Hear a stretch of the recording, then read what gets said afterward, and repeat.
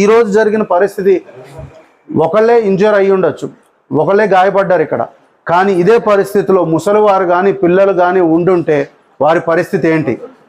రెండోది, ప్రభుత్వ డాక్టర్లు అయ్యుండి వాళ్ళకి ఇంత కూడా పట్టడం లేదు ఈ విషయంలో.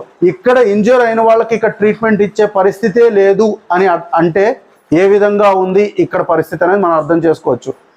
ఇటువంటి ఇన్సిడెంట్ ఇక్కడ జరిగినప్పుడు సూపరింటెండెంట్ కానీ డ్యూటీ డాక్టర్స్ కానీ దగ్గరుండి ఇదంతా జాగ్రత్తగా చూసుకుని ఎవరికైతే గాయాలయ్యాయో వాళ్ళని పర్యవేక్షణలో ఉంచి అంతా మంచి జరిగేటట్టు చూడాలి. కానీ వాళ్ళు కాపాడుకోవడానికి ఇక్కడ నుంచి పారిపోయిన పరిస్థితి ఉంది ఈ రోజుల్లో. అంతేకాదు, మీరు ఇక్కడ ఇంతమంది పేషెంట్స్ ఉన్నారు, పేషెంట్స్ను కూడా పట్టించుకోకుండా డాక్టర్లు వెళ్ళిపోయారు అని అంటే వాళ్ళకి ఎంత నిర్లక్ష్య ధోరణి ఉంది అనేది మనం అర్థం చేసుకోవచ్చు. ఇక్కడ మాత్రం బోర్డు మీద చూడండి, ప్రతి ఒక్కటి ఎవరు డెసిగ్నేషను ఏంటి, ఎవరెవరు ఉన్నారు అనేది ప్రతి ఒక్కటి మనం